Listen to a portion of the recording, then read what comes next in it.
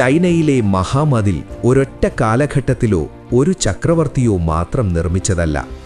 2 സഹസ്രാബ്ദങ്ങളിലേറെ നീണ്ടുനിന്ന ഭയം, അഭിലാഷം, അതിജീവനം എന്നിവയിൽ നിന്നാണ് അത് രൂപപ്പെട്ടത്.